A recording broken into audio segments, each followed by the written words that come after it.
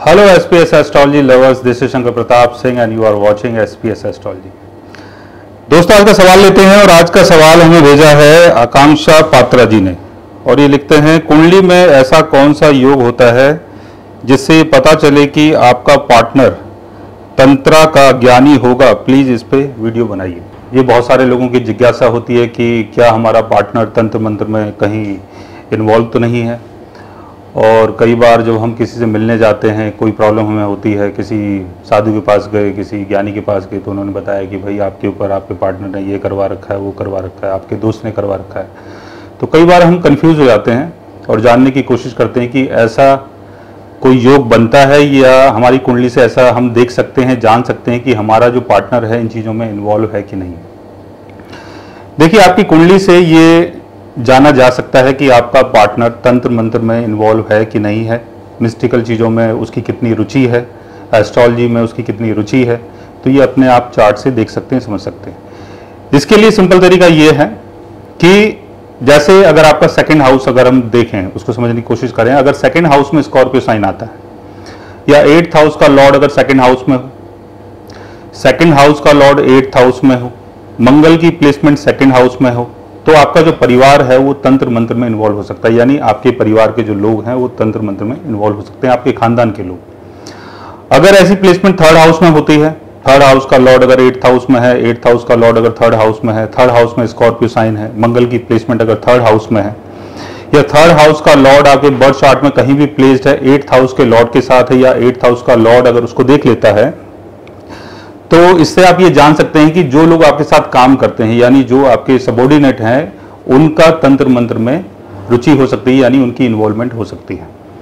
4th house का Lord अगर 8th house में होता है, 8th हाउस का लॉर्ड अगर 4th हाउस में होता है, मंगल की प्लेसमेंट अगर 4th हाउस में होती है, स्कॉर्पियो साइन अगर 4th हाउस में आता है, 4th हाउस का लॉर्ड आपके बर्थ चार्ट में कहीं भी प्लेस्ड हो लेकिन 8th हाउस के लॉर्ड के साथ हो, 8th हाउस का लॉर्ड अगर उसको देखता हो, मंगल अगर उसको देखता हो या मंगल के साथ उसकी प्लेसमेंट हो, तो जो आपकी फैमिली है, स्पेशली आपकी मदर, वो तंत्र मंत्र में इन्वॉल्व हो सकती है।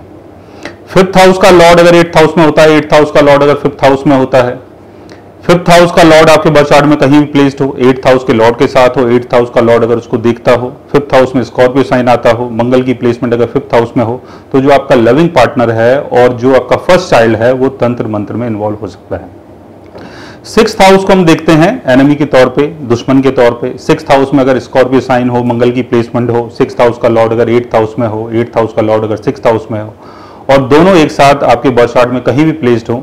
या 6th हाउस में 8th हाउस के लॉर्ड का अगर एस्पेक्ट पड़ता हो, या 6th हाउस के लॉर्ड के ऊपर अगर 8th हाउस के लॉर्ड का अगर एस्पेक्ट पड़ता हो, तो जो आपके शत्रु होते हैं, जो आपके एनिमी होते हैं, वो तंत्र मंत्र में इन्वॉल्व हो सकते हैं।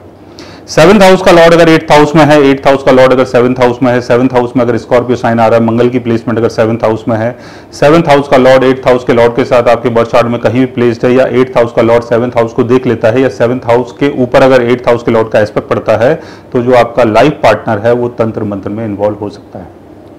8th हाउस में अगर ऐसी प्लेसमेंट बनती है, या 8th हाउस का लॉर्ड अगर ऐसा योग बना के बैठता है, तो आपके जो इन लॉज हैं वो तंत्र मंत्र में इन्वॉल्व हो सकते हैं। 9th हाउस का लॉर्ड अगर 8th हाउस में हो, 8th हाउस का लॉर्ड अगर 9th हाउस में हो, 9th हाउस में अगर स्कॉर्पियो साइन आता हो, मंगल की प्लेसमेंट अगर 9th हाउस में हो, 9th हाउस का लॉर्ड 8th हाउस के लॉर्ड के साथ कहीं भी आपके बर्थ चार्ट में प्लेस्ड हो, या 8th हाउस का लॉर्ड अगर 9th हाउस को देखता हो, 9th हाउस के लॉर्ड को देखता हो, तो जो आपके गुरु हैं या आपके फादर हैं वो तंत्र मंत्र में इन्वॉल्व हो सकते हैं।